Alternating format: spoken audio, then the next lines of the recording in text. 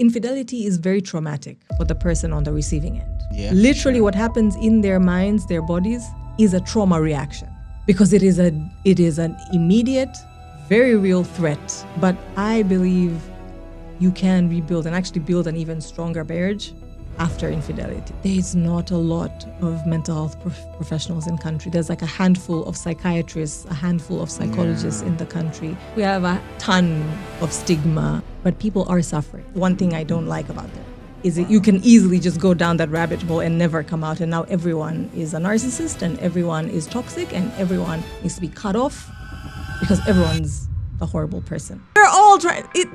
This game is not just about men chasing women. Yes, men do the chasing, but then the zebra needs to be there, be like, okay, I'm here, bite me. Bite me, and then run, but not too fast. Fix yourselves. You're all traumatized. And spend our bag.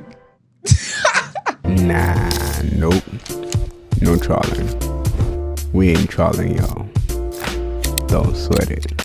What's up, Nacholas? Guess what? Nacholing Podcast just partnered with Tzee to bring you guys the coolest drink for all of y'all that are young at heart. I genuinely love the taste of the drink, and I'm pretty sure you guys are going to love the taste of it as well. So make sure you grab yourself a Tzee drink. Let's sip good this season. Come on. You know what I'm saying? And also, 61% of you guys don't realize you haven't subscribed yet. So can I ask you for a favor before you dive into the episode? If you like and enjoy the conversations we're having here every after 2 weeks, and you feel like you want to support us, hit the subscribe button. It's completely free. It's the easiest way to support the pod, and I'll genuinely appreciate that. And when you do that, I promise you, every time we upload, the episode is going to be better for you. Me and my team are going to be working tooth and nail to make that happen for you guys.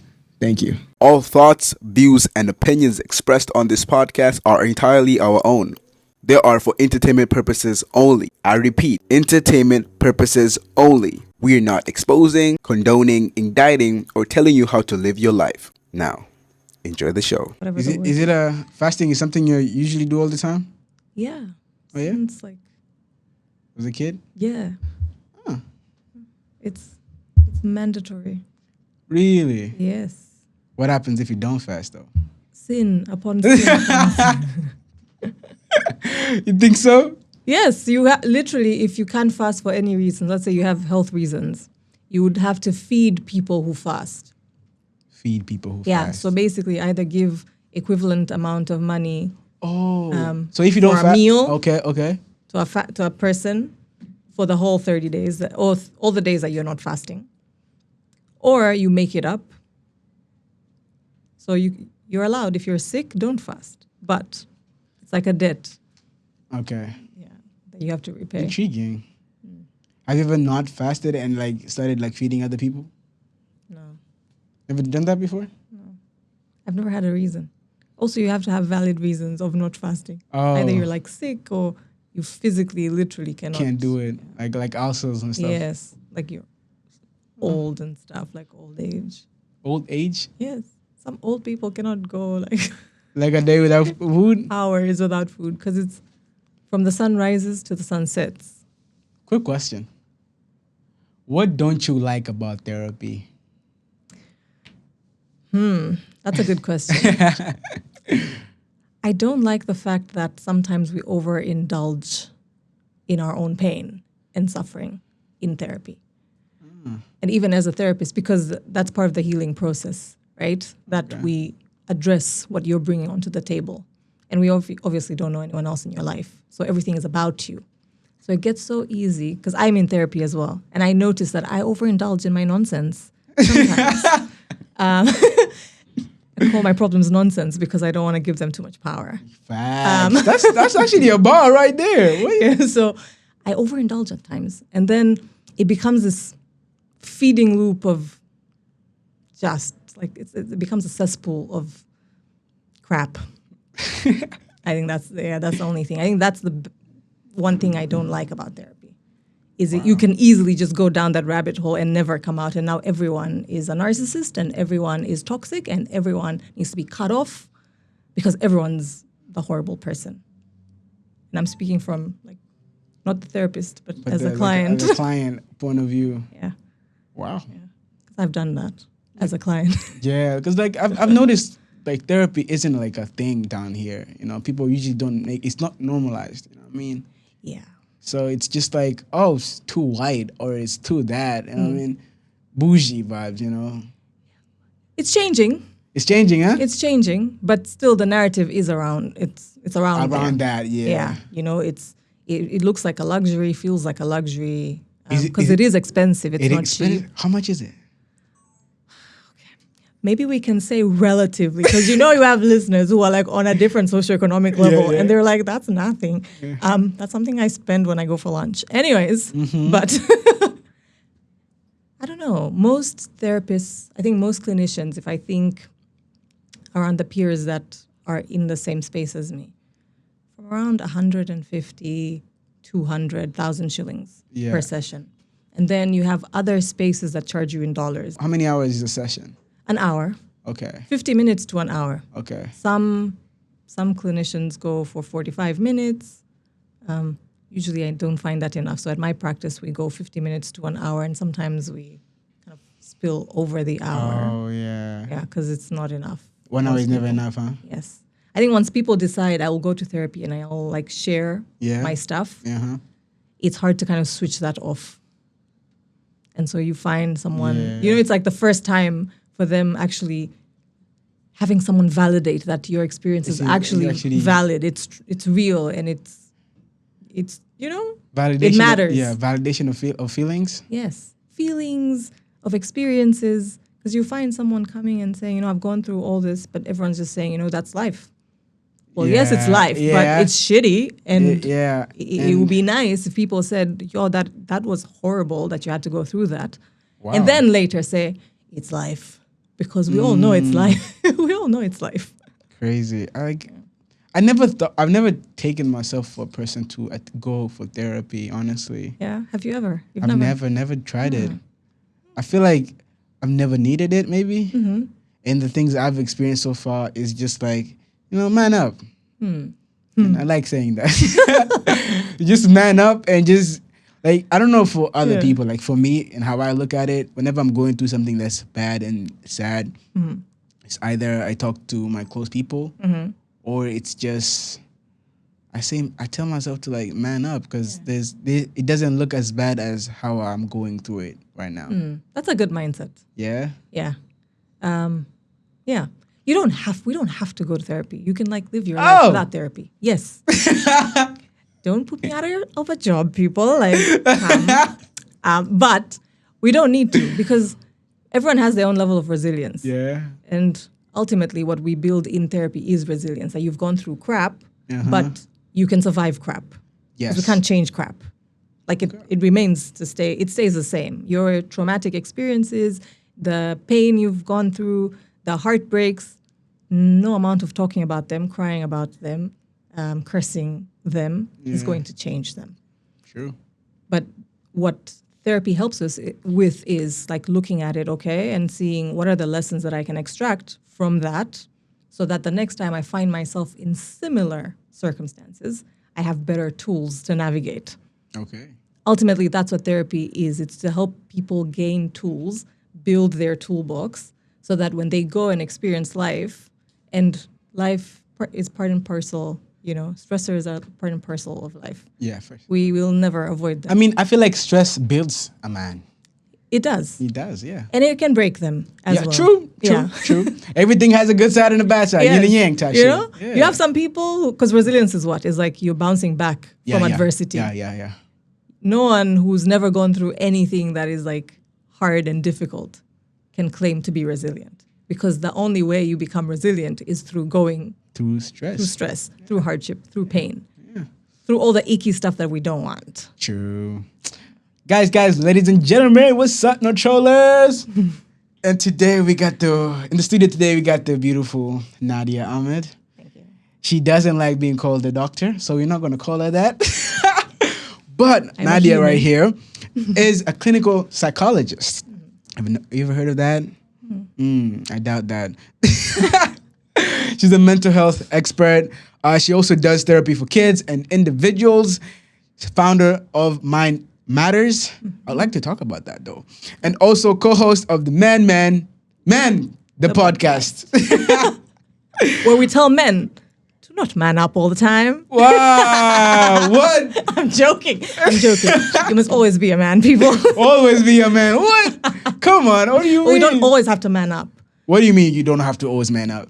Sometimes you just have to be a soft ball of fluff and let people hold space for you. I mean, okay. You know, I those totally men are agree with human that. too. Yeah, I definitely think if you always be like a man up like that, it's gonna be toxic. Yes. You're gonna have like a toxic mindset of things. Ideologies. drain you. Yeah, it's gonna drain me. Yeah, for sure. Yeah, for sure. Welcome to the Not Tzee podcast. Thank you. How you feeling? I'm happy to be here. Ah, yeah. Yeah. I've seen your recording sessions. I don't know what to call them. Episodes. Episodes. Oh my God. Aren't you a podcaster? I know. What? I know. Wow. I'm one of those people that doesn't yeah? take life too seriously. Wow. You think people should live by that? Yes and no. It needs balance. Some people kind of lose the plot and they don't literally take anything seriously. But, I think it's a nice balance because I do what I need to do, but I Yeah. also don't take it too seriously. If someone says, oh, you are funny and you sound funny, cool. That's my voice. I don't take myself too seriously, but I respect myself. So it's like a fine balance. It's a buffer, so Okay. that it. Balancing. How do you find that balance though? Is there a way of practice or how do? It's through practice. Okay. Sometimes it's difficult, but I used to do a lot of yoga, meditation, beginning of my life. Not when I was born or anything, like Okay. beginning of my adult life. Okay. And then transitioned into more spirituality. And it also speaks of balance and not taking yourself too seriously. That do your part, and then the rest is really not Okay. yours to deal with. So it's helped. Yeah. It's made life easier. Oh, yeah? To be honest, I don't get offended easily. Hardships just come, and you're like, well. Yeah. Well, guys, I finally remembered to announce the episode earlier before. I usually forget to announce the episodes until the end of the show.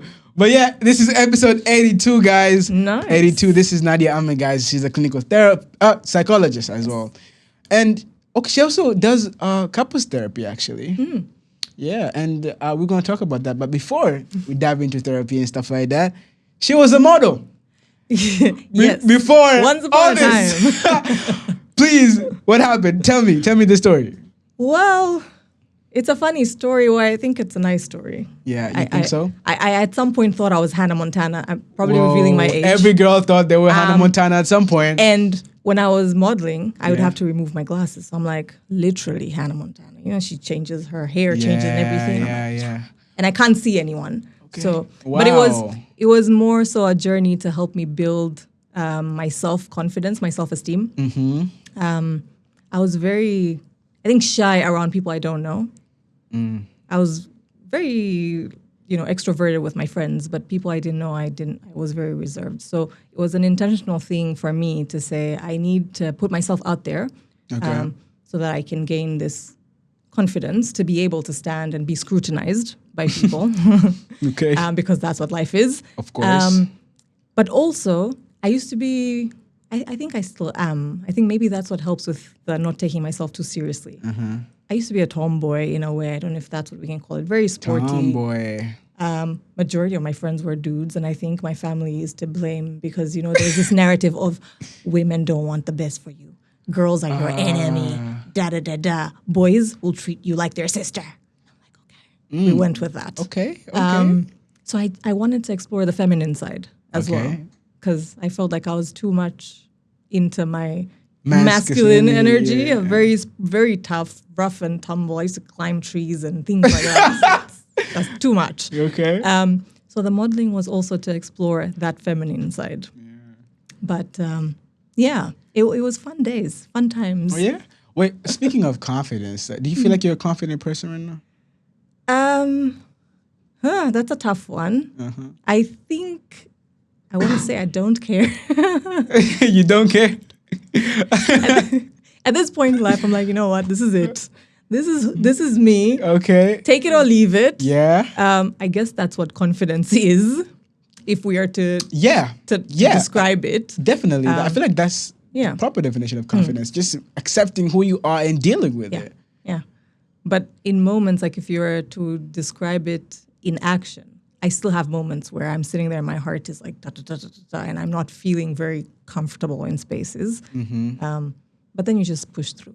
You know what has helped me pass through uncomfortable places? It's just like, since I know whenever I'm doing a show, like this podcast, or I'm going out in public, I get super nervous. Like I'm sweating, I'm feeling heat, but I just tell myself that you're gonna be all right, bro. Chill.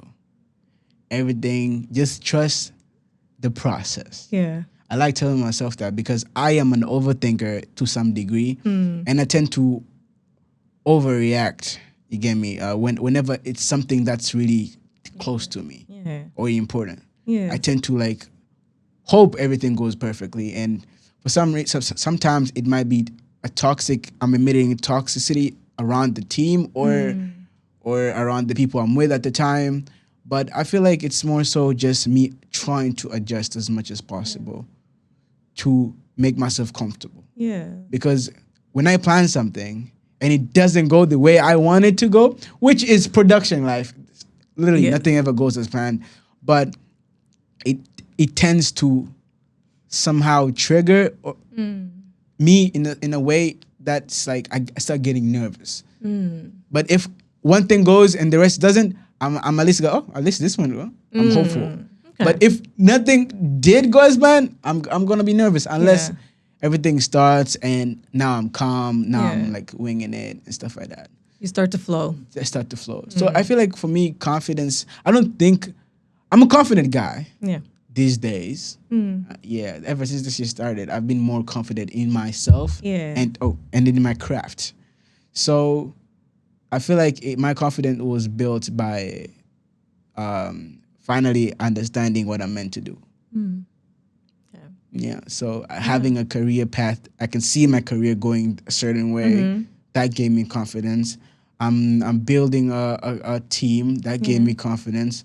I have an income coming in. That's building confidence. I'm helping the people I love. You know what I mean? That's building confidence. So all this stacking up and on each other has made me even more confident in myself as a man. So that makes sense.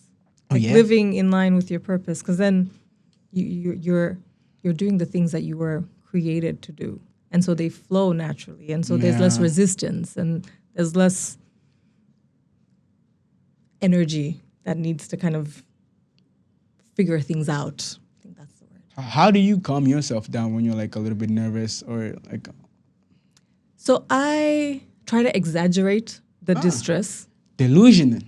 Yes. Okay. Like I make it worse. Whoa. Yeah. And then I'm like, did I die? No. Oh shit. That's actually, whoa. I don't think I can handle that. Honestly, if I think about it right now, making the situation even worse in my head. Yeah. Whoa, that's gonna get me like high in my feet, and then I think it might work or not. Yeah. It might work. Because then you're like building the worst case scenario. And then you're there and you're like, this is not even close to what I've conjured. Damn. Because the good thing with our brains is it conjures issues and then it tries to problem solve. Well, if you've trained it enough. Yeah, for sure. You know? And so you find that you're thinking of the worst case scenario, but then you're also thinking of a possible solution at the same time. Okay. So when reality comes and you're like, well. How long you been? Like 3 people looking at me. What? Nah, it's all good. 3 people. How long have you been a couples therapist? So I would say over some 7 years. Oh yeah? Yes, I've been practicing for over a decade. Okay. But initially I was not seeing couples. And then I did additional training. The more comfortable I felt with working with individuals, I think it also became evident that individual problems often in our society are couple problems too. You know, most people come in and their complaint is a spouse or a partner. or a family member. So like, well, naturally we would want both people here working on their nonsense. Okay. What do you think is an uncomfortable truth couples like to avoid? Oh, that's a tough one. There's many things. But I think ultimately is the fear of being rejected by your partner. Not rejected in the sense that I don't want this and it's over, but rejecting your innermost like desires, wishes, your flaws. Okay. Because most people come into therapy and you'd have one partner saying, they're messing up in 1, 2, 3 ways, fix them. Okay. Or this isn't working out because they acting in this way. So we're constantly trying to fix each other. Yeah. But we're not accepting each other. And so the issue is actually both ways. So what I'm noticing, like subtly, it's this sense of they're not going to accept me for who I am. And so you find a lot of couples become more performative. And I think at some point it breaks and they end up in therapy. Damn. But even you find some in therapy are performative. So there's this deep sense of wanting to be accepted. But in reality, we're different people. And so my flaws are probably your strengths. And so you probably don't understand why is this a flaw, Yeah. And vice versa. So it sounds very simple when you Yeah, say it. yeah, Like, it sounds so does. simple. It's like cracked couples problems. But human condition, Yes, perfect. we're not. We're Damn. not. And there's obviously so many factors coming in your own childhood, your own Yeah, parents, what you've yeah. seen and observed, and what Yeah. the narratives around relationships. Do you feel like there's standards for healthy relationships? There are. So they've been well researched, Oh. right? But ultimately, I think being able just to show compassion. Be nice. Yes. Okay. Do you know why relationships with like people who are not your primary person sometimes work? Like people are very nice to like, I don't know, their receptionist Okay. or, the coworker. It's because you're like, they had a bad day today. You're able to kind of give them the benefit of the doubt. Okay. But we don't do that for our partners. It's like, I think, and it's both ways. So over time, I think initially you start when you're dating, you give each other benefits of the doubt, and then you get comfortable. Yeah. But then with that comfort comes the sense of, well, then now you should know better, right? You should know me better. And that benefit of the doubt becomes more like an expectation rather than a gesture, right? No one is entitled to just have people be kind to them. And I think that's why we reciprocate it, because we feel like you've done me something good, Yeah. right? But in relationships, we expect it. It becomes like an expectation. You have to consider me. And then the other person is thinking the same thing. And so now we are both in this corner thinking, you have to consider me, and you are thinking, I have to consider you. And now we have All this gridlock. consideration Yes. going on around here. And none is happening, but we're here. Everyone's in their corner. Wow. And some people pretend they wear masks and they go about their lives with the resentment, and it festers like some disgusting thing. And others can't, because you have some people who really wear their emotions on their, not even their sleeves, just on their face. And so there's so many arguments and fights and turmoil. I had a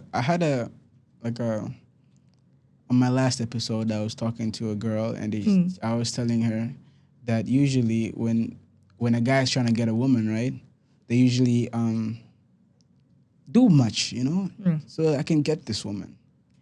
And she's saying, if you start doing too much, you better maintain that too much as the relationship goes on. I'm like, that's unrealistic. Like I can't give you the same like the things I was doing just to get you across the whole relationship. 24/7, 365 days. And she's like, well, some people can. I'm like, that's unrealistic though. Yeah. We didn't end up having a conclusion. We just agreed to disagree. But I wanted to pick your mind on that. What do you think? Like, should girls or women expect the same things the guy was doing? or is there a compromise? Okay. So we have to first start with women also do a lot of things when they're trying to get the attention of a dude. Okay, attention of a dude. Okay, good, right? Good phrasing and of that. also to build that bond. Okay. Because ultimately, biologically, what's happening is your entire system is conspiring to build a bond. Okay. And that's why it's easy for the man to do all these gestures and things, and it's easy for the woman to do all the nice things that we also do. Yes, I agree. Right? And to be polite and kind and respectful. You know, I think many men complain, you don't respect me, once the relationship is like solid. Yeah. Because at the beginning, we're trying to also put our best feet, you know, in front. So we're all trying to do better in the beginning. We're all trying. This game is not just about men chasing women. Yes, men do the chasing, but then the zebra needs to be there, be like, okay, I'm here, bite me. bite me, and then run, but not too fast. Do you know what I mean? Okay. So we can't just say, because then we're creating an imbalance. Then we're saying men do all the work, and that's not fair. What are you doing? Okay. Right? Because a relationship is bi-directional. Relationships are not one way. It won't for be sure, a relationship. For sure. It can't just be giving. Yes.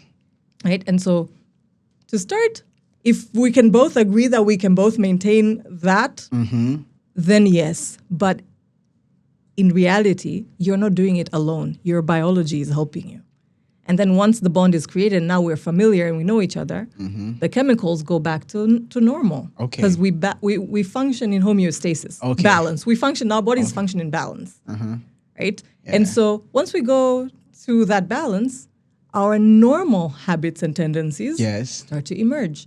Okay.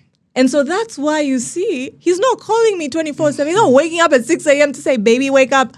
Because he's now going back to his default, who he is. Yes. So they shouldn't expect, nobody should expect the same thing. No. Okay. Right? You just expect someone to be kind. I think I'm just obsessed with kindness because I think it's the solution for all problems. Right? Oh, yeah. Yeah. And compassion. Right? But some people take it for granted, though. Yes. And that's where you draw the boundaries. Yes. Because I've been a victim of being a people pleaser because I was just trying to be kind, thinking, oh, kindness is the way. I mean, it is. It is, but It's it always has the way. limits. It has limits to how you can go. Yes. You know, I feel like that's how I like to say I'm not a nice person, I'm a good person. Yes. Yeah. Because good is, it does not, you know, it's consistent. Yeah, it's not forcing yourself. Exactly. Yeah, technically. Yeah.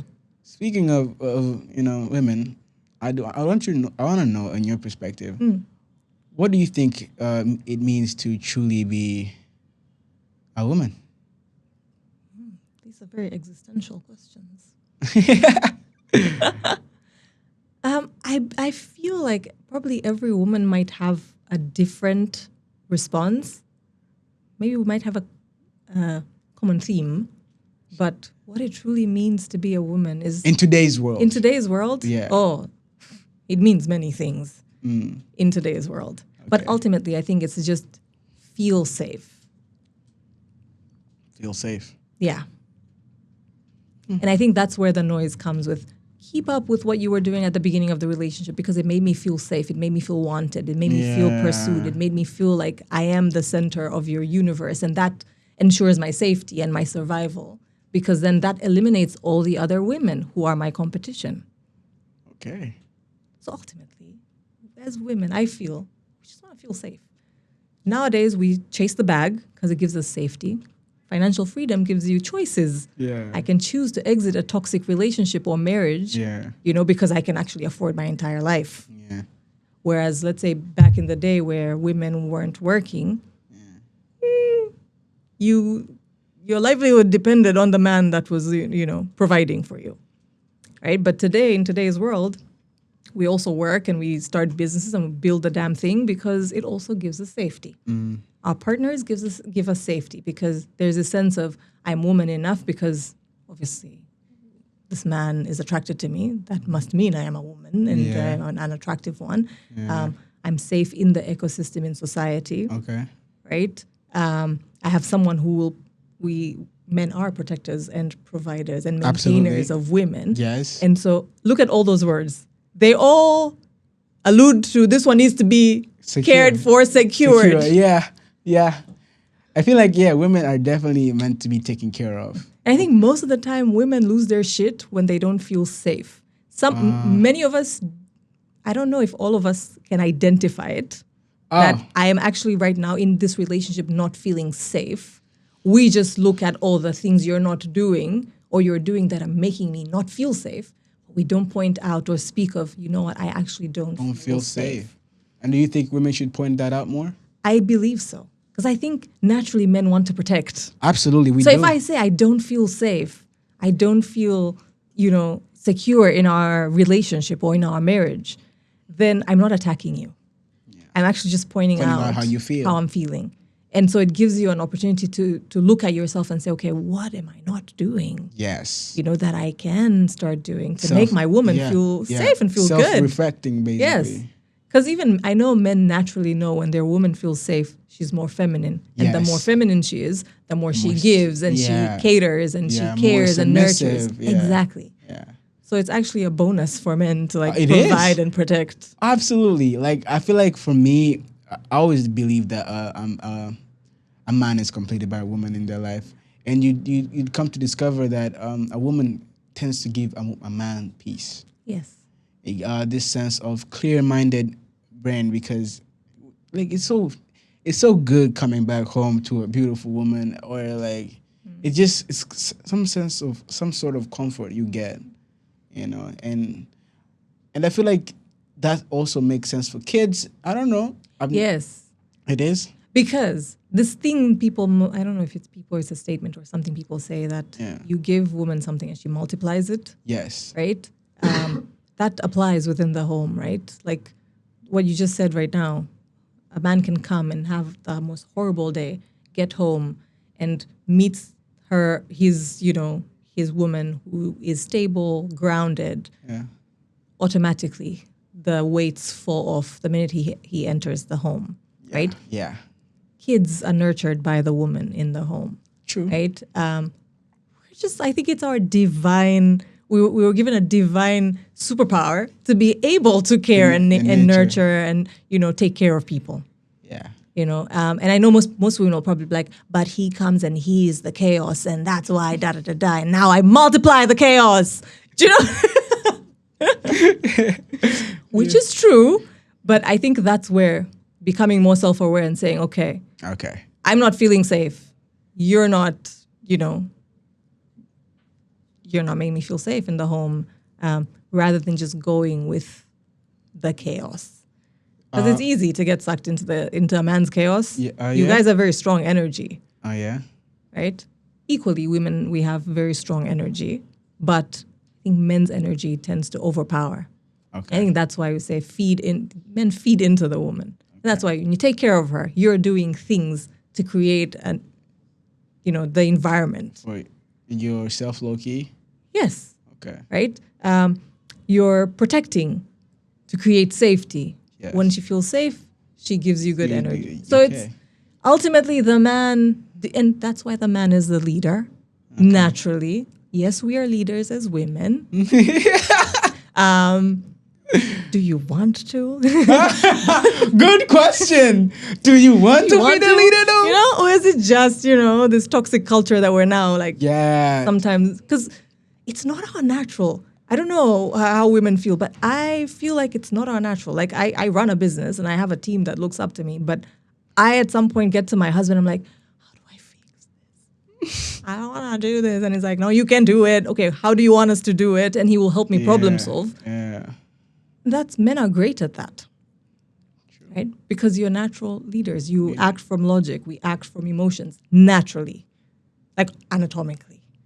Okay. Right? Not that men don't have emotions. Yeah. But we're just wired different in that way. Absolutely, we're definitely different. We're driven more by our emotions. We lead with our emotions. Okay. That's why female leaders are a lot more empathetic. And if you get a female leader who wants to be more masculine, she's not very successful. People don't like her. She's the toxic one in the office. Yeah. Because she stepped out of herself And now she's not herself. And she doesn't like herself. And she even doesn't like what she's doing. Wow. And she's probably not feeling very well physically or psychologically because she stepped out of herself. Damn. So even in leadership, there is space for nurturing because people need to be heard. Why aren't you able to do your job? Oh, I've not been feeling well. How about we sit down, tell me what's happening? And then boom, they're able to do their job because you gave them 2 seconds of your time. Yeah. Have you ever sat with a married couple in a session? A few. A few? couple, many. Oh, what's the common misconceptions of marriage, you think, are out there? That you have to compromise.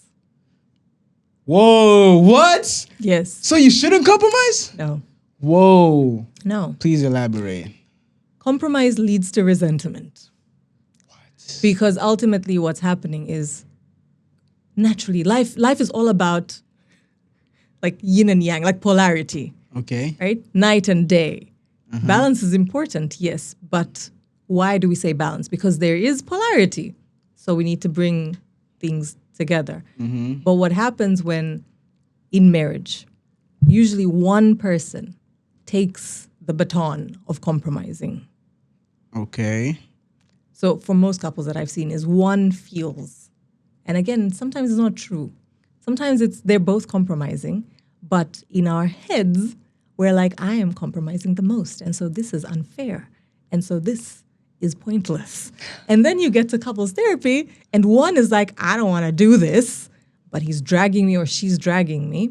Or they don't overtly say it, but their actions say it. We'll say it. And so couples therapy becomes like complicated and becomes about breaking and unraveling their own stuff. Usually when I work with couples, I get them to do their own individual therapy so they can figure themselves out. You can't come and work on two heads if you don't understand even one. How are you going to do that? Most people don't know what they want. I'm just getting into this couples therapy. Yes, I want to fix this marriage because that's socially acceptable. We don't break marriages. Even our government, our law system doesn't want to break marriages. You go through like several court cases until the judge decides that, okay, I think This marriage should... is done, right? Most religions like Catholics cannot until the Pope approves, right? Something like that. Okay. Muslims, we're lucky. We're lucky.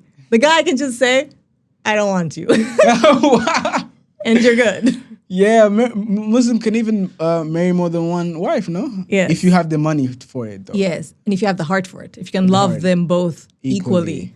It's not even possible. It's impossible. It's there for a reason. God is intelligent. Like it's the most intelligent being. But that clause was put there on purpose. Because the Creator knows your heart is not capable Of handling. of loving people equally. Even parents don't love their children equally. They lie if they tell you they do. They have favorites. And they I have wonder one. what my parents' favorite is. Yeah. Whoa. I have come to accept that I am not. And really? so it's okay. But is it okay to ask them? Like, It's not okay. You're putting them in a spot. okay. It's very hard because they also don't want to break your feelings, hurt your feelings, break your heart. Yeah, true. And so they probably won't tell you. how do But you know, though? How do you know? Like, if you're an observant person, you will know. Just observe your parents. Observe their face when you walk in and your other siblings. Observe them when they're speaking about you. Observe what they say to you, and but don't do it. It's just Too much pressure. It's too much pressure on your on your own self. Yeah. If you can handle it, great. great. Is that the fear of being neglected? It is, and survival. Oh yeah. We're all adults are just big kids. We Adults are just big kids. We're just big kids. Okay. We want the same things kids want, to feel safe, to be taken care of, attention. to get attention, to feel love, So we want the same things. Whoa. And even as we grow up with our parents, we still want the same things because they were our primary template for survival. That they ensured our survival. So, as we were talking about the misconception in marriage, Yeah. So if people shouldn't compromise, what should they do instead? They should speak and they should have boundaries, but not too harsh. Boundaries. Yes. In a marriage. In a marriage. Explain. Because ultimately, we're still two separate people True. with two separate histories, Yes. two separate narratives, stories, belief systems. It's a lot of differences. Yes. And coming together and just expecting that the two of you will Are be one. like jolly and you're now one. You're one in the eyes of God. And maybe when you're in bed, you become one. One, yeah. But you are not one. Yeah. You know, you want different things. You might have similar values, and that becomes very important. Marry someone who you share values with, because it Okay. makes it easier to deal with now the difference. Differences, okay. But ultimately, I believe in marriage, what you should do, yes, have those boundaries, meaning know what, know your heart knows, know your lines where you're like, this I can tweak. Know what you want. Respect the other person, because boundaries are I respect myself and I respect you. And if you're unable to respect me, I will, lift the boundary. Boundaries are not, don't speak to me like that. No. If you speak to me like that, I'm going to walk out. That's a boundary. It's something you do, not the other person. But in marriage, not just boundaries alone, because then it can easily become hostile. Okay. Right? We need to learn how to navigate through when your partner, because we're not always at 100% when it comes to mental energy, physical, emotional, psychological. Yeah. And so when your partner is at 90% and the other is at 20, then the 90% kind of does the heavy pulling. Okay. And vice versa. Right? So when your partner is not acting right, then you step up and try to help them navigate. And once they're back up, speak about it. Okay. Sounds easy. It does. It's hard. This is why you come to couples therapy. Call me. Yeah. That's a good promo for herself. That's actually good. Oh, so question. I've come to notice that sometimes when a couple is married for a really long time, right? They tend to have this tendency of maybe not loving each other for like 6 months or 3 months, and then suddenly the love comes back again. Like exciting dates, kissing in public, and it just goes away again after some time, comes back. What's that? What's going on? I have no clue. Whoa. Okay. It's probably they found a rhythm. Because also the thing with balance is knowing, like, okay, maybe this is a busy season. Right? And if you find a system that works for you, good on you. Because these fights are not ending until you die or you divorce or something or break up. And make sure you don't have kids, because if you break up and you have kids, then those fights will continue until you die. Facts. It's just in a different way, but you're now gonna fight about, oh, you said you're gonna pick them up at 12. It's now 4. You're still fighting. But I think it's a rhythm. It's a system. Yeah. If it works, it works. But from my experience and from the training and the work and the research, it's not healthy. Because it's kind of like you're love bombing each other, and then there's a crash. Okay. You're love bombing and you're devaluing, and you're love bombing and you're devaluing, and you're love bombing and you're devaluing. And so now, at some point, the value of that love is depleted. And so we're just going through these motions, but I genuinely something here is changing. Okay. And when that happens, it makes it easier to continue with this nonsense rhythm. And I call it nonsense because it is. Wow. Love is not seasonal. You don't choose that I love my partner now and then I don't love them the next day, even when they're being shitty assholes. Right? Makes sense. Do you like kids? I love kids. I don't have, I have bonus kids, but I don't have any from my womb yet. Bonus kids? Yes. Please explain. So, my husband had kids prior to meeting me. Okay. Yeah. So his kids are my kids. Okay. Bonus kids. Bonus. I don't like the term, even my kids don't like the term stepmother. Because one of my daughters said to me that you're not like, Cinderella's stepmom. I'm like, hell yes, I'm not. That was a witch. She was horrible. Yeah. Right? So bonus mom works because they get an extra mom. They have their mother, right? And that's like an amazing bond, right? That you never want to go away.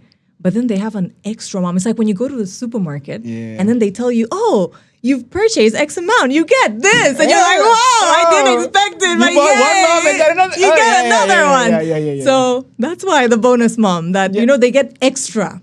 I like how you're like kind of like situated yourself in ways you don't want to be called in certain ways to just maintain that vibe. Like how you don't like to being called a doctor. Now you don't want to be called a stepmom. You want to be a what's it? Bonus mom. Bonus mom. Like, what's up with this way of language?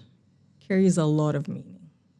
Okay. How we speak is very important. The words we choose to use are very important. They invoke different, sensations, different emotions, and they carry a lot of different meanings. So the minute I say I'm a stepmom, automatically someone, even my daughter, in her head, her friend told her, oh, you have a stepmom. And automatically in her head, Cinderella's mom popped up. And she's like, no, that's not my bonus mom.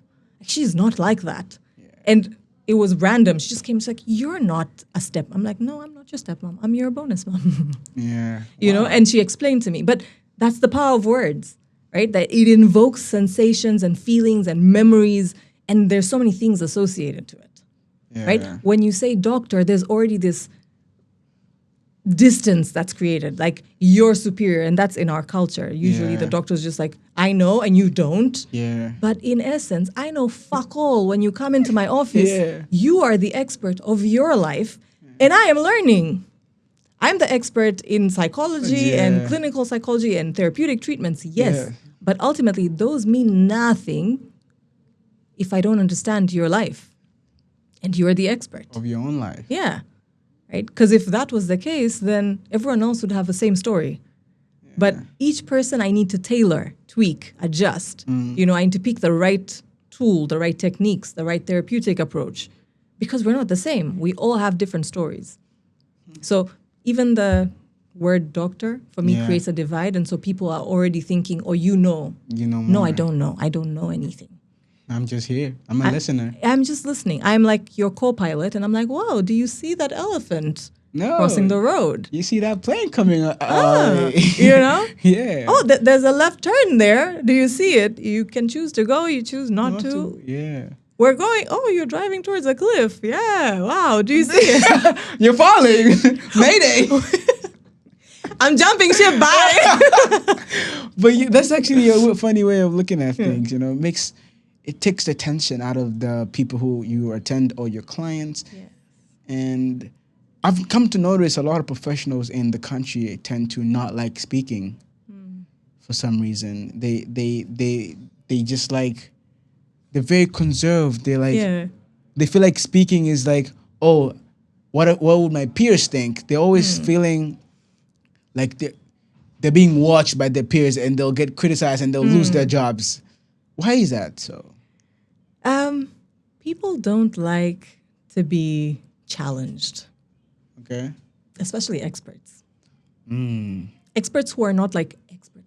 Oh, okay. Plot twist. Because I feel like once you like dove deep into your like your artistry, your craft, then you get more comfortable. And anyone can throw anything at you, and you be like, easily you can swerve that curveball, or you can break it apart, or you can mold it. Wow. But when you don't feel very confident in your own craft, then we avoid spaces where I can be challenged. And when I'm challenged, then I'm going to get exposed. And if I get exposed, then I'm losing my shit. I guess we just need to be more confident in ourselves, man. Yes. And also, people don't know. I could be lying to you about all things therapy, and you don't know. People don't like to read. and there's therapists out there who you can judge me. You probably don't know, right? And that's fine because you can't know everything. You can't know everything, Yeah. right? And also, people who don't like to be challenged, you're setting yourself up to just wilt and deteriorate, and just your knowledge dies. Yeah. You're not improving. Like, I would rather someone comments and says, "Oh, Nadia, that's a lie." And I'm like, "Oh, let me figure this out." Now you've given me a clue. Maybe I didn't think it was a lie. Maybe that's what I believed, and from my little work or research, I thought it's the truth. But someone coming in and challenging it makes me research more, dive deeper, become more expert, you know, in that space. Yeah. So we grow Yeah. from being challenged. Yeah, I'm a sole believer in getting challenged. And this is why I love podcasting. It challenged my mind, you know. You're speaking to like many, many different people. Yes. From different fields. Exactly. It builds this open mind, you know. I've grown smarter, like more attentive, a better listener. Like I can reason my thoughts even more better compared to how I was before the podcast. This podcast is literally building me, guys. Honestly. You're expanding your perspective. Yes. On like life. Because imagine I come here and I say women and men, you know, both have to do the hard work. And then someone comes here and say men must do the hard. So it's like you're absorbing all these perspectives. Yeah. It's kind of like what we do in therapy. Like, I absorb so many people's life experiences. I'm a therapist. You know? What is he talking about? Because you don't have probably the therapeutic techniques. Yeah. So he's not a therapist. Don't come and tell him your problems. You can if you want to, if people are going to gain from it. I'm a good listener, man. You know, exactly. But what you're doing, all the skills that you're using are used in therapy. We need to listen. We need to be open to hearing people out. Yeah. You gain so many perspectives. I think there's so many mistakes I'm avoiding in life because my clients have made those mistakes in their lives. Or now, if I make them, I make them consciously. I'm like, I know this is going to lead to this. And my horns come out. I'm like, we do it. Speaking of age group, which is the most popular age group that comes in your office as a client? Millennials. Millennials. Is it necessarily 9 to 5 warriors? No. Just millennials. Millennials are like cool. Really? We're so cool. The millennials are so cool. Okay, why are millennials cool? We're so, how do I put this? Like multifaceted. Okay. I think like if you look now at millennials are parenting differently. Millennials are trying things differently. Yes, the Gen Zs are like more creative and stuff and you're bolder, but we're like cautious and bold and we try to wear different hats, you know, and I think we're that generation who the traditional people that come before us, I don't know what they're called, I forget. X. The Gen X's are like, no, I know better. Yeah. And then we have the Gen Zs who are like, we're the most creative and we know how to do it. And we're like in between and we're like, oh shit, okay. We're just winging it. We're winging it. We're not taking life too seriously. Just taking a piece of that, you know? Let's just borrow, you know, modalities and tools from everywhere. We take some from the Gen Zs and we take some from the the Gen X's and we're like, okay, this feels like it works, you know? And now we're like, some of us are in our 40s, but we're still at Wavuvi and we're on the tables, you know? We're not letting you age us. Most of us think we're 21. That's actually really funny, man. Wow, millennials are cool. I guess so. They are. Like my brother's a millennial as well. He just got married, has one kid. Yeah, he's winging it, you know. And I remember I used to see him do trends back in the day. Like, you remember the Dougie? Yeah. He used to do the Dougie. And I'm like, what is this guy doing? But yeah, at the time, he was really into like trends and stuff like that. Millennials really like the trends back then. You remember Vines? Yes and no. I've heard of them. Never been, They're like these skits people make just for comedy. Okay. You're not into comedy? I am. I like to laugh. What are your hobbies that you've built for yourself? Eating, Wow.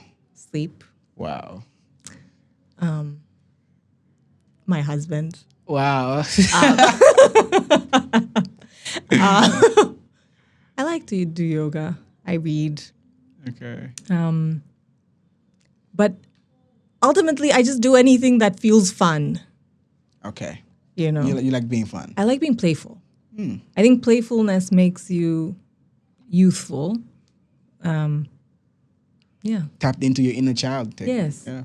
We're all big kids. Yeah. Just big kids. Big kids. You know, what I mean? I see people taking themselves too seriously, and I'm like, I know you're not like loving the fact that you're wearing that suit right now, but it's okay. You know? Do you believe in the statistics? I do. I do. I don't love them, but I do, because they don't always paint the reality, but they at least point us towards the right direction. Okay. So when it comes to statistics, right? Mm-hmm. Should they pay fully to statistics, or there's something else they should be keen about? So we should also look at the subjective experiences, right? Because most of the time, statistics are numbers. Okay, they are numbers. They even quantify the subjective experiences, Okay. right? So you can have quantitative, qualitative research studies that take people's experiences, subjective experiences, and you have those that just focus on numbers. Okay. When you pair the two, usually the research is more superior when both are considered, numbers and people's actual feelings and experiences. But ultimately, even then, we still need to look at it from a broader context of, the current reality. Because it's just research or stats are just a snapshot of the situation. They are not the entirety. Okay. Because even let's say the statistics on loneliness, I think the World Health Organization published that Africa is the loneliest continent, like has the most loneliest people. Whoa. No Africa. way. And we are the ones who have a collectivistic culture, right? And I'm not disagreeing, right? But because you can be lonely sitting amongst 100 people. True. You just don't fit in, or you don't feel included, but you're here sitting with everyone. But also, that research didn't really consider all parts of Africa, all groups in the different countries, right? It was a snapshot. It was the people that did participate. So it can easily be skewed. What if I took a population from, I don't know, trying to think of Tanzania. Let's say you go to the Pwani region, the coastal region, and then go up, right, as well. They have different cultures, different dynamics, different ways to relate. Huku Pwani, watu watakaa, watakunywa kahawa, watakula visheti, wanapiga story, tarab, God knows what else. Kule, maybe it's, let's say, kunaitwa nini huku? I forget the name. The region where there's a lot of mines and stuff, right? Everyone's like busy in their own corners, or even we're scattered because everyone's working somewhere. Busy on something. Or their children have come to Pwani region, the coastal. And so you can't say that if people in the coastal region, their stats report that they're more social, more outgoing, more compassionate, that means everyone in Tanzania is. Because then if you take a snapshot of there, you might find a different picture. Right? So, yes, research is important, stats are important, but they are a snapshot. Damn. So take it with a pinch of salt.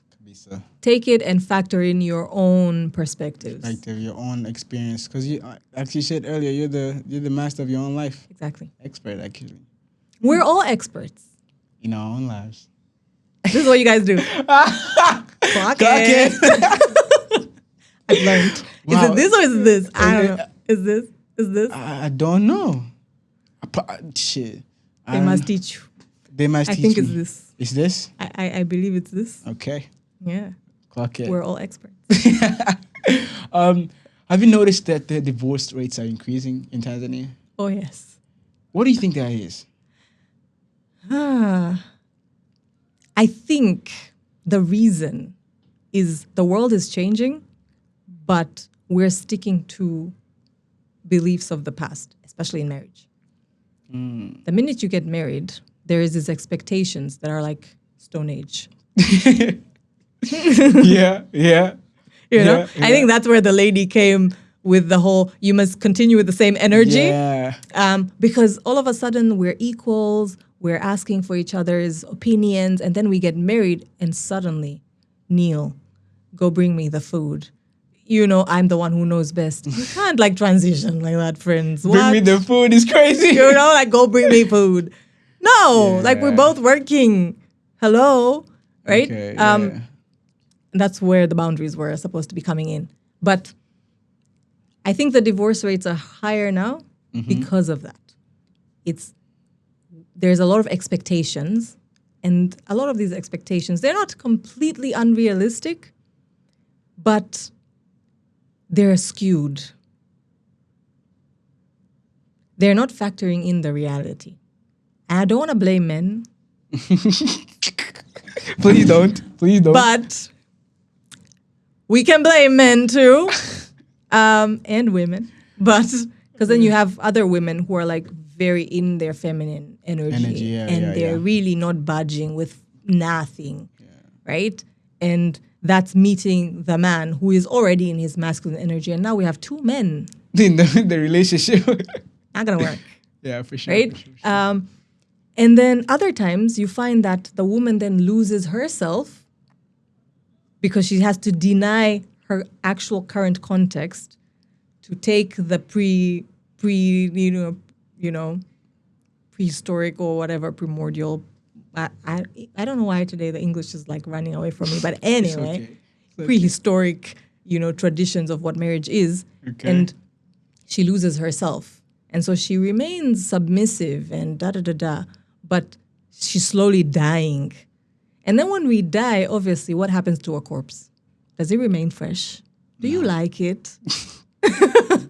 No. Yeah. It starts to like fester and smell bad and, bubble up and stuff. Oh. No disrespect to corpse. Like we're going to be... No disrespect to corpse. What? Corpse are dead. Nadia.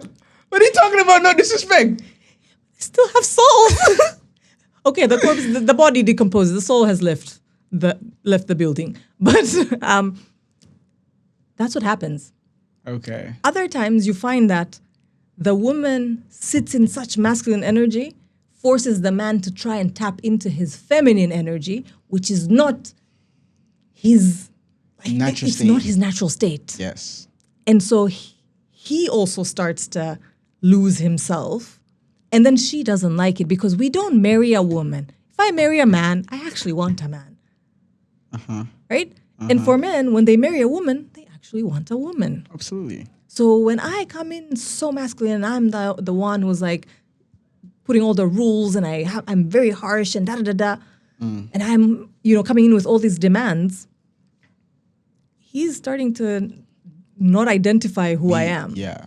Right? And then he goes outside and finds the nice girl who is Young girl. sweet and, young and feminine and wants to be taken care of and wants to be made feel safe. But you are here saying, I make my own money. You can't tell me shit. Yeah, okay. So you can give yourself safety. Okay. You can give yourself. And then he goes and finds the one that needs safety. And I'm not trying to say we, normalize it or I'm not trying to justify it. Cheating? The cheating or the, and it's a common culture in this country which needs to change. Before it does. But Let's talk about that. But you can't blame, right? We need to, I think most of us, we're so used to like doing this, but we don't realize that all these other fingers are pointing back at me. Yeah. So yes, Sean's the problem, but what are you doing? Okay. What are you doing to drive Sean out of this house? Because Sean did not decide to marry you and give you a home and, give you this safety. Yeah. So he can Right? just leave. So he can go and find... Another it's girl. exhausting. Yes, it is. It's I mean, it's like drugs. Men do it. Do you like doing drugs? No. Do you like being an addict? No. But it makes you feel good. And so the crack cocaine makes me feel good. I know it depletes my finances. I know it's like fucking my system, like health-wise. Yeah. I know everyone around me is talking shit about me and is unhappy with me. Yeah. But my system, my reward pathways are already hooked. And now I have no control. And so I go for the damn drug. The women out there, or the They're men. the drugs. I mean, can cheating be forgiven? Can he be forgiven? Yes. How many times can he be forgiven? As many times as you want. Whoa. Explain. It's all about decisions, right? At some point, you need to respect yourself and say, okay, This is enough. this is enough. That's where the boundaries come in. Mm-hmm. But I believe you can rebuild and actually build an even stronger marriage after infidelity, Okay. right? Young girls Don't would- go be, No. a cheater. Yeah, young but girls would disagree with you. I can Yeah. see them. I can see them. it's okay. You challenge me. I like challenges, right? But Yeah. through the research, through therapy work, you can really skyrocket from there. After infidelity. Yes. Whoa. It's just coming to terms, taking ownership, showing the remorse and actually meaning it, Mm-hmm. right? And being willing to do the work. And it's a lot of work. Okay. Because what happens when one cheats is you shatter one of the pillars that holds marriage, trust, And trust, yeah. right? And so the person that has been cheated on, Yeah.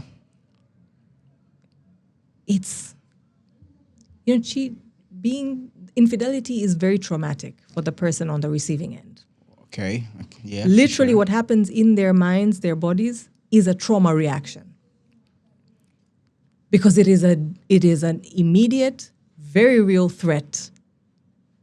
Because in marriage, our survival is ensured by the unit, right? Because now, when I get into a car accident, the first person I call is my husband. Okay. Right? Before I was married, I call my dad and my brother-in-law. Right? And so if today my husband cheats on me, then that breaks, like it destabilizes my sense of safety, my survival on a psychological Point of view. point of view. And so it's very traumatic because trauma is threat to life. Right? Threat to my survival is threat to my life. That's how the brain interprets. The brain doesn't know the nitty-gritties of anything. Okay. So in that context, it can work if the person that's done the cheating does not sit there, try to justify their bullshit, takes accountability and ownership that I fucked up, shows remorse that I'm really genuinely sorry, right, for doing this. What do you need to feel safe again with me? Okay. And rebuild.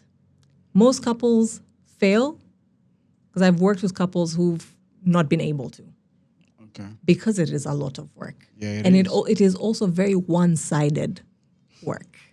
Wow. The one who was cheated cheated, on yeah. is just there to tell you that, yes, you are hitting the right milestones, but you're doing all the heavy lifting. Because you cheated. You cheated.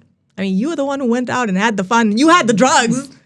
I mean, if yeah. we're going to go to rehab, you're the one that's going to have the withdrawal symptoms. How about that? Yeah. So, but Sure. once you do that, because when you think of it, we meet, it's our biology that bonds us. It's nothing else. You think you're in love, but it's actually your system saying you need him to feel safe.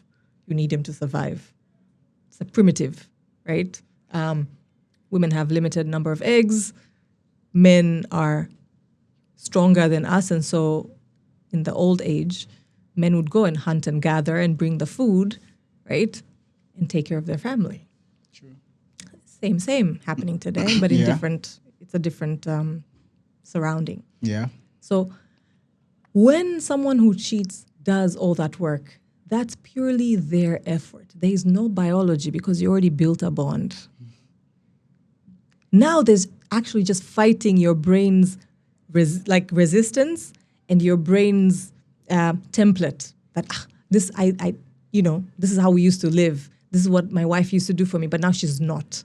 Now you're having to fight your own self to say, okay, I cannot expect that I can just come home and she comes and removes my socks and starts to massage my feet because I fucked up. Yeah. So it's not easy.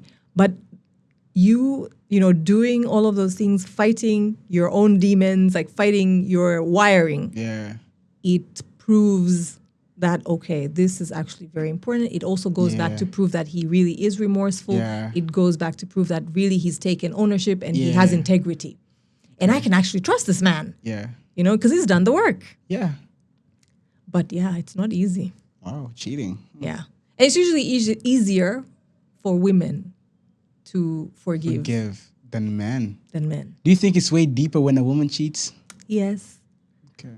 Women, like a man, I think men can cheat on a physical level.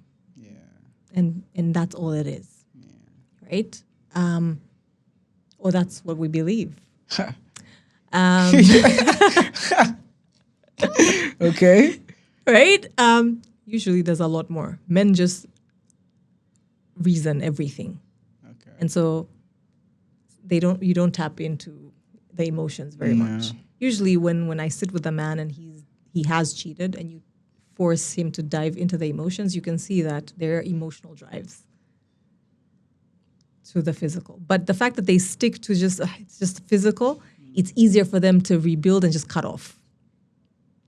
But women, when a woman ends up cheating, they have first left the relationship emotionally. Yeah. Right? Long before they physically do anything. Whoa. Right?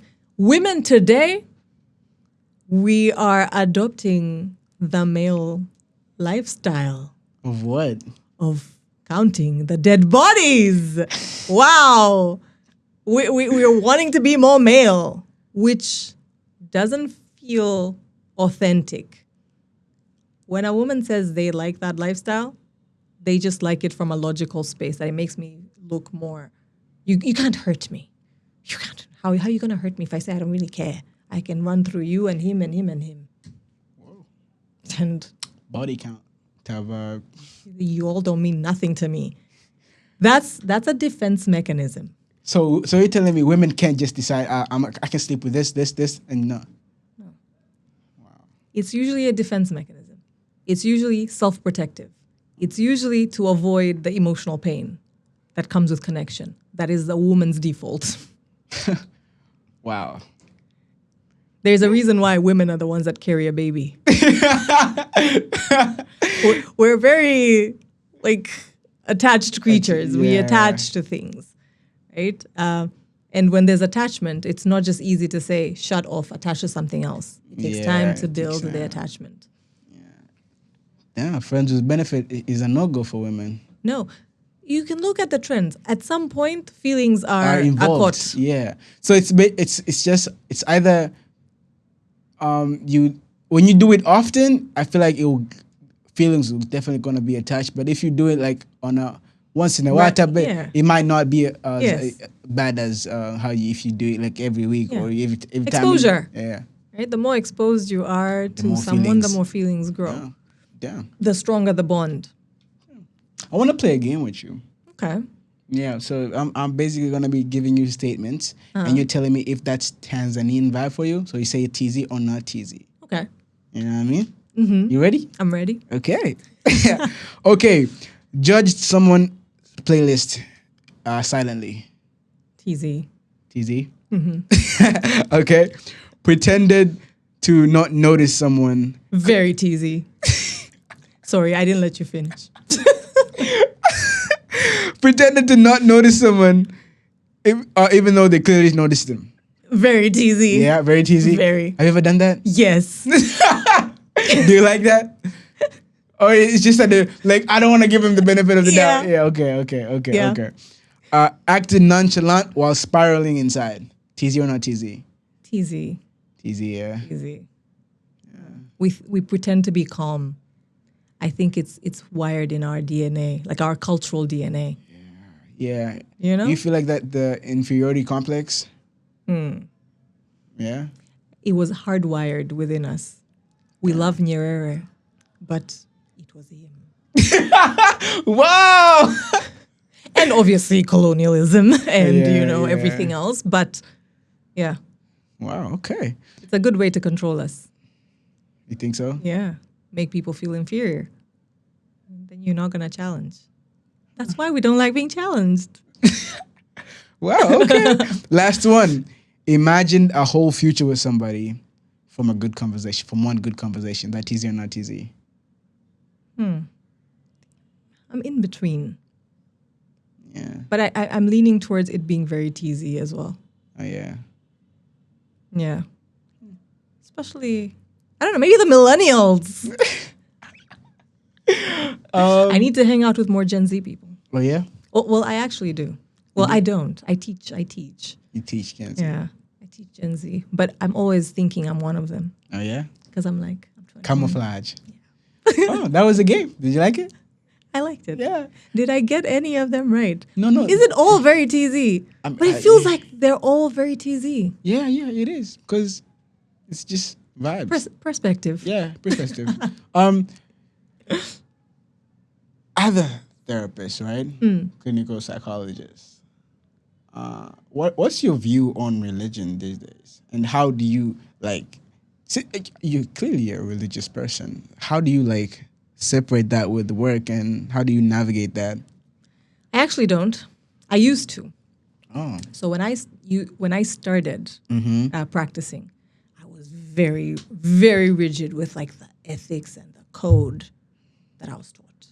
And then gaining more experience and working with more Exposure people and and stuff more like that. exposure. And I'm Yeah. like, you know what? Clients actually come to me because of who I am As a person. So yes, they don't know me and they will not get to know my nitty-gritty. Yeah. But it's my energy that is healing, not the therapeutic modality. Because you can see another therapist and she knows she got the same training, but you might not find her or him beneficial, and you might find me. Okay. And that does not speak to the degree or the training. Okay. It speaks to the person. Okay. So these days, I allow parts of myself to come into the space, into the room. Okay. Right? Again, following the lead of my client. If my client is religious, then I incorporate religion into it. If you're not. I've done Islamic psychology. I've done training, not very deeply, and it's something I want to go deeper into. But I incorporate it because I see it has value.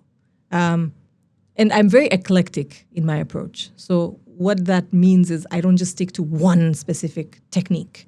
I believe we're multifaceted. There's so many parts of us. And saying just CBT, no, I'm pink and I'm blue and I'm yellow. I even there's different shades of me just here. Yeah. So I try to borrow and bring things from different parts and marry them together to fit my unique person. Yeah, okay. Yeah, because I believe we're all unique. True. And so we can't just slap the same thing for everybody. Yeah. But yeah, I don't overly self-disclose, but I sometimes when a client says, I've gone through this shitty marriage, I'm like, yes. If I can relate, I'll be like, yeah, I can relate.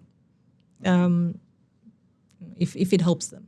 So rule of thumb is your disclosure.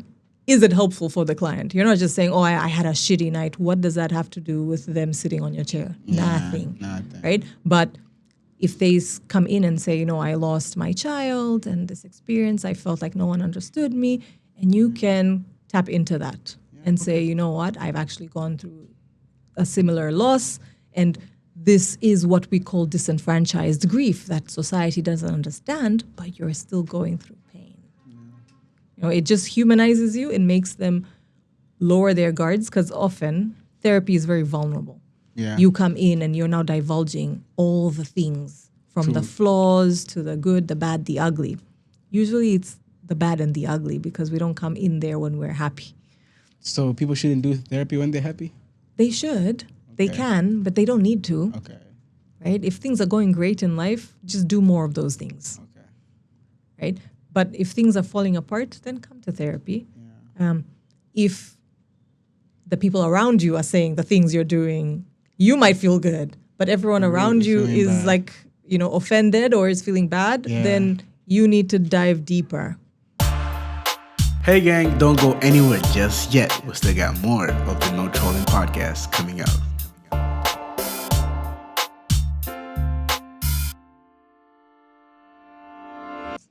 Yeah.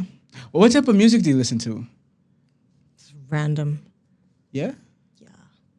I listen to anything that has a nice beat. Hip hop? I don't think so. Oh, you don't like hip hop?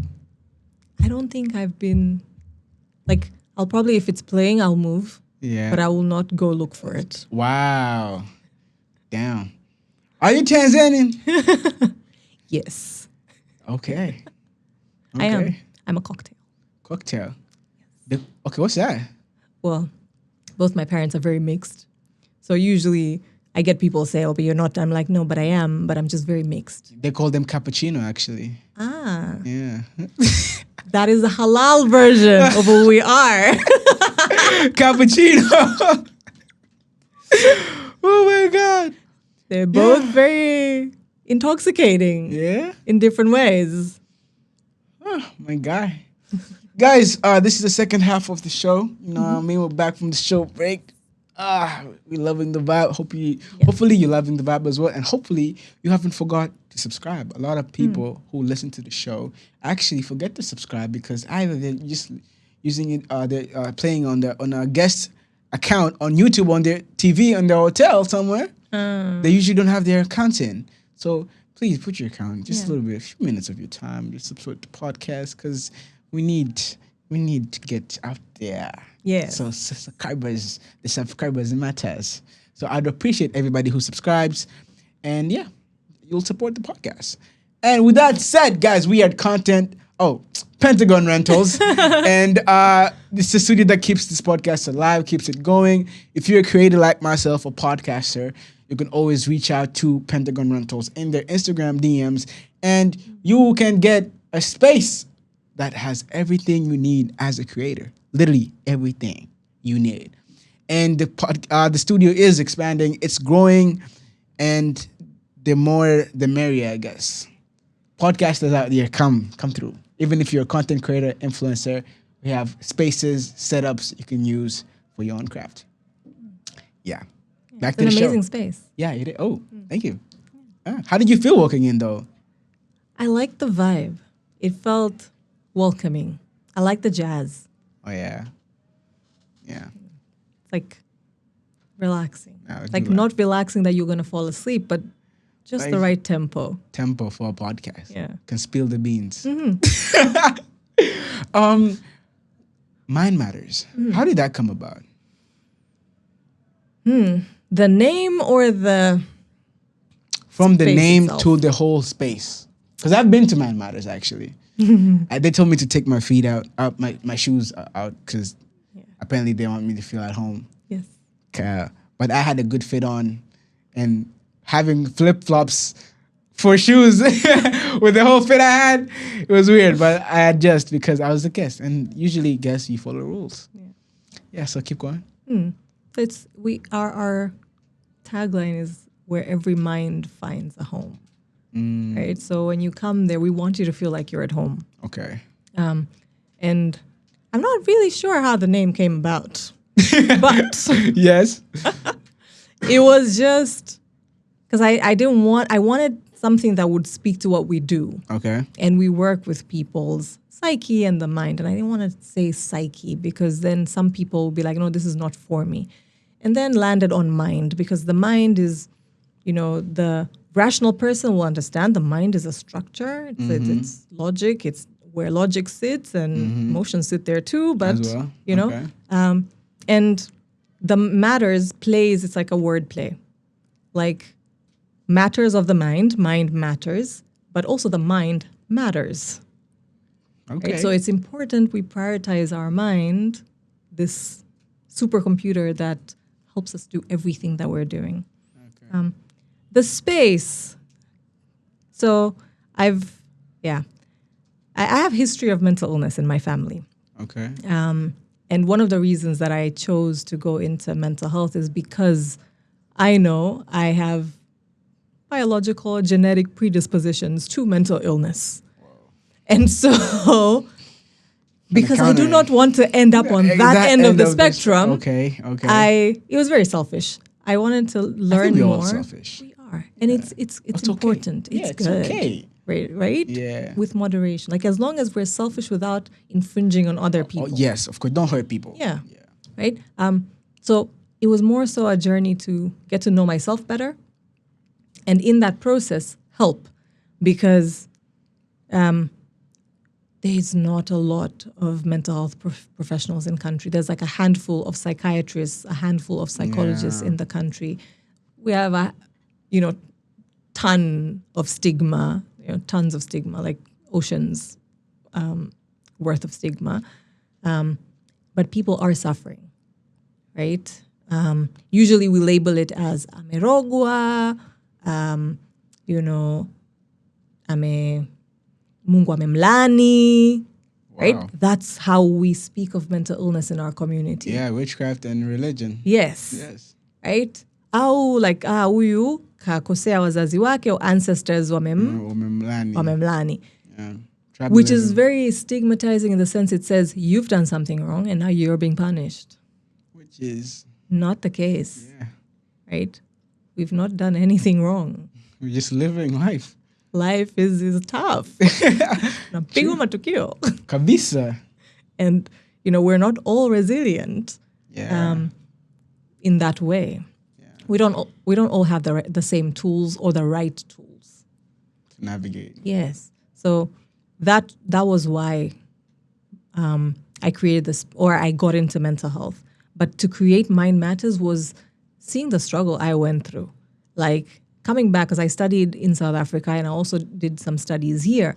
But coming back, I've done my training, I'm excited. The scene there with mental health is much better than here. It's formalized, it's recognized, it's respected. And I come back here and I go all these places and everyone's like, what? What is that? What do you do? Mental health. You know what? We don't need that. We don't do that here. Or no, we're not hiring. We already have this expat who's here doing this. Yeah. And I really struggled. No one was hiring me. And I'm, coming from school, we want to get hired. So we can have our own money and stop asking dad for pocket money. Like, what? Yeah. But then there wasn't any. And so I initially started as a private practice and it was just a solo practice, just myself. Yeah. But eventually I'm like, okay, there's so many people like me who went through years of study and are really passionate about taking care of people's mind and helping people, and also want to make a living. Because ultimately, we're not just doing this because we like you. We like you. Wow. We like you because we like humans. But I need the money. Yeah, of course. A girl's got to eat. Of course. Right? A girl's got to buy stuff. Yeah. Right? I want to spoil my man. You know? Yeah. And so I need money. That's how the world works. You could not said it any better, man. You could not said it any better. So that's where Mind Matters came from. It's like, okay, we don't all have to be in isolation because this work is very lonely. Just by the way, like people come to us and we make them feel less lonely because now they have a person they can share their entire world and problems and everything to. But we don't have that space, right? We have to go pay a therapist to create that space. Yeah. But as professionals, we can actually be each other's ecosystem because we're bound to the same ethics. We're bound to the same secrecy. Yeah. We're bound to this. And so part of it was to create a space where we don't feel lonely, that we have people who actually understand. Because I get people like, what do? You just sit there and listen to people. I'm like, bitch, no. What? You're talking, but I'm sifting through files and I'm connecting so many dots. To solve your problem. Exactly. Like you're giving me, imagine for those who do puzzles, like 1,000-piece or 20,000-piece puzzle, like, and they're all scattered. And I have to put that shit together in an hour to at least make sense of it. And then every day, put the pieces together. Until you make the puzzle. Until you complete the puzzle. Because your therapist is the person saying, oh, have you seen that piece? Yeah. Would it fit there? And then you pick it up and put it there. Right? So I need to scan for that damn piece to point it out to you in the right way so you think that it's your own intellect doing it. I'm spilling the secrets of therapy. But we just ask you very intelligent questions to guide you to an answer we're already seeing. Wow. Okay. We don't know everything, Yeah. but we come close. So we're gonna dive into the last segment of the show. It's called No Trolling Questions. So in the show we have a catchphrase saying, "No trolling, don't sweat it." Okay. So we know trolling, don't sweat it. Okay. So usually, before you answer any questions from now, you say "don't sweat it," then you answer. Okay. And I'm gonna ask the question and say, "Okay, Nadia, when was the last time you took a shower? Don't sweat it." Yes. And you respond, "Yesterday night." And then, okay, something like that. That's a scenario. Okay. Got it? Got it. These questions are from the No Trollers. The No Trollers are the audience. Okay. No Trollers. Ah, Say hi, I No like Trollers. that. Hi, No Trollers. Yeah. So basically, We're not going to sweat it. Don't worry. hey, we're not sweating it today. We're not sweating. And so these are also some of the questions I find interesting because, I'm the producer of the show as well. So the questions I find interesting, I'm assuming the No Trollers find interesting as well. 'Cause We're in Sean's universe. Absolutely. It's all about me now. Yeah. I'm playing. But the trolling question. Is being delusional actually necessary to survive today's world? No trolling. Don't sweat it. It is. Yeah. Yeah. I think the most delusional people are the most successful. They have the wildest dreams. Look at Elon Musk. Yeah. True. I don't even disagree with that. Because I feel like if I was to go through life and just be realistic with everything, come on. So boring. Yeah. And so limiting. Yeah. Be delusional everywhere, even in your marriage. Oh shit! Facts. What is he talking about? You know what I mean? Do all the damn things. Yo, be delusional, gang. Be damn delusional, because at the end of the day, it won't make sense until it makes sense. Yeah. And you only live once. So it doesn't matter. Just do it. Just do it. Just do it. Respect everybody. Yeah, be nice though. Be kind. Nice. Be kind. Not, Be good. Not nice. Not nice. Good. Good. Kind. Yeah. Okay. Does kneeling during an engagement symbolize love or submission? No trolling. Don't sweat it. I'm not sweating it, but it does. It's like a unconscious or symbolic way of saying, I am submitting. We know we like it when men do it because there's already a power imbalance. So when he does it, it speaks something different. Like I'm willing to come to your level and see you. Oh, so when we kneel down, we're coming to your level, girls. And you see us. But when women kneel, that's just trash. Yeah, Tanzania. In Tanzania, women kneel. That's just trash. That's just patriarchy. Patriarchy.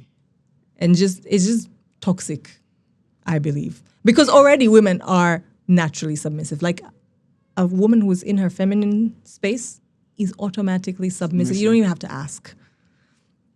So that it feels very forced. Like You see this lady who's a CEO working at some bank kneeling. What? Why? You're wearing heels. Your knees, shame, they're soft. Imagine you just went for a hammam and now you're here. Your dress that is expensive. You're kneeling. You're kneeling. Yeah, some Why? traditions heavily believe on that, and they're saying that a woman is lucky to be married by me, so you should submit. And I'm like, whoa. You guys think you're lucky? Well, We're both lucky. okay. Can a narcissistic upbringing create people who think trauma is love? No trolling. Oh, yes. Okay. Yes. That environment teaches you all the wrong things about love and attachment. Narcissistic upbringing. Yeah. Yes. It's either you expect so much and you basically become a narcissist, or you're attracted to narcissists who, there's already an imbalance. Okay. So you either will crave what you've learned as a child, the love that you've received, or you become it. Narcissist upbringings. There is no other way. You're either here or you're either the victim and you become a victim for the rest of your life, right, until you become a survivor, or you're the abuser. The narcissist is the abuser. How do you deal with it though? Narcissists are they're an abomination. Abomination? Don't sweat it. They are an abomination. I think spiritually, I believe they've been given a golden ticket to heaven, but shame, they fail the test. So they're going to be fire. They're going to be wood for, hell. But what was your question? I talk too much.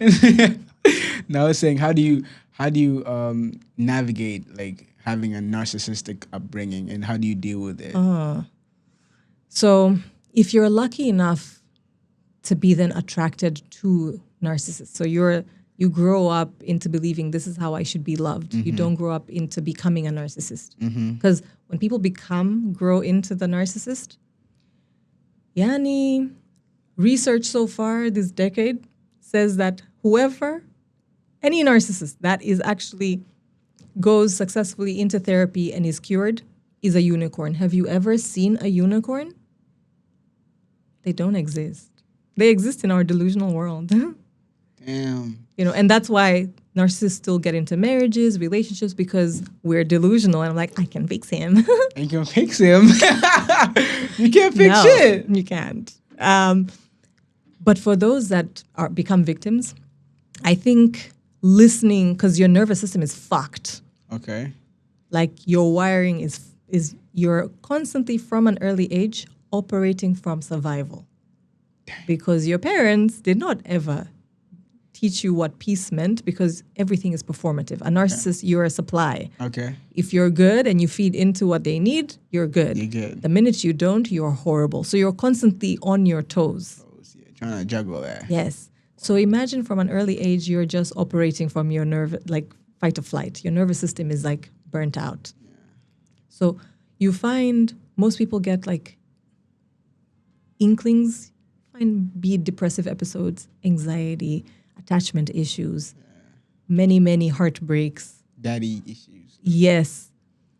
Take those as invitations to dive deeper. Come to therapy. I love what she's doing, guys. Okay. How does this is why we're here? Exactly. How does one go about dealing with child trauma? No trolling. Don't sweat it. I think the best way is to just accept that you went through shitty circumstances Growing up. Yeah. And don't justify it. Don't justify it. Okay. Don't try to run away from it. Okay. Just accept. Don't even try to change it. Because sometimes people get stuck in Trying to change why did that happen to me, and now they're stuck in wanting to change. But you can't change. You can't change history. It already happened. It's already happened. Yeah. Right. So the biggest thing is to just come to terms with the magnitude of what you went through, and to be willing to do the hard work of like bringing back all those traumatic experiences, so that you can reprocess them. Because what happens with trauma is the trauma becomes like the glasses we wear, right? If these were pink, everything is pink. So we see the world through our trauma. Whoa. We make meaning through our trauma. Mm-hmm. We understand relationships through our traumas. And that is not a fair or accurate assessment of the world. So a lot of the work is starting to clean these glasses, bringing back the trauma, making sense of it, seeing how it has influenced how you've made sense of the world, how it's fed into your decisions, into your choices, and changing that narrative, like deliberately. It's a lot of work. Come to therapy. Come to therapy. Come to therapy. Does that mean you have to relieve all that? Yes. Part of it is through, and you can either relieve it somatically, because we work with clients who are not ready yet to tap into those memories. Okay. And so we do somatic therapy. Somatic, Okay. which is more so focusing on the sensations within the body. How do you go about that? So there's different techniques. So we can basically, let's say, teach the nervous system to feel safe through breath work. Because when we do specific types of breath work, we activate the parasympathetic nervous system that tells your brain that you're safe. So you find that because they've been constantly on fight, flight, survival mode, they're constantly on this alert, that danger, danger, danger. So breathing teaches them that actually, no, there's no danger. We can relax. So there's training someone to breathe just to soothe themselves. Also, it can be through scanning through different parts of the body to see what are you feeling. That helps us to navigate through where the pain has been stored, because trauma often is remembered. Your body remembers, right? If you were abused as a child, those beatings, they're somewhere. You will feel that pain in your body. That's how the trauma is stored. So even if you cannot access it via memory, your body will help you access it physically. Damn. Speaking of getting whooped as a kid, does corporate punishment discipline children or teach them fear? No trolling. Don't sweat it. It teaches them fear, and it teaches them it actually teaches them to be fearless in doing whatever it is that you were trying to teach them not to do. You just create a rebel. Oh, yeah? Yeah. Sugu. Sugu. Sugu. Anafanya na unampiga na nakuangalia na anasimama. So people shouldn't practice corporate punishment. No. What? You shouldn't. I'm not saying kids should be whooped or anything, but those whoopings made me who I am today. No, they're just fear-based. Really? Yes. And kids are different. Some kids, you break them, and you are the one creating these antisocial creatures that we encounter in the streets, right? But kids are quite intelligent. Okay. They understand consequence, but also behaviors from kids they're basically a cry for your attention. So if you beat me, I succeeded in gaining your attention. And so I will do it again. Wow. Because a child's brain doesn't know it's positive attention or it's negative. Attention is attention. Okay. We do that too, even in relationships, because the woman will be there throwing a tantrum and the man's like, I'm done with this, but she's getting the attention. She's getting the anger. Oh, he's angry. Yeah. That's toxic as hell. Toxic. Whoa. So how do you discipline a child then? Because Africans' default is whooping a child. It's very unintelligent. It's like we're using zero brain. It's easy. It's easy to just raise your hand. It's very primitive. Beat them and move on. But imagine sitting there and saying, okay, kwa nini amefanya hivi? Okay, what is this kid like? What would be an effective way of... What would be an effective consequence? Damn, that's a lot of time right there. Exactly. Yeah. But the more you do it, it's like automated. Automatically. You know, because you could easily... Kids like technology nowadays. You could easily... They didn't do something and be like, okay, I take your device until you finish your homework. And then after, you get the reward. That's what you want, right? Yeah. You know, but you've taught them that to get what you want, you have to follow specific rules, because at the end of the day, they live in your house. Yeah. They have to abide to your rules. Yeah. They have no choice. Yeah. Yeah. And you can co-create the rules, but ultimately, the parents are the leaders. Yeah. You know, the janitor cannot tell the CEO how to run his company.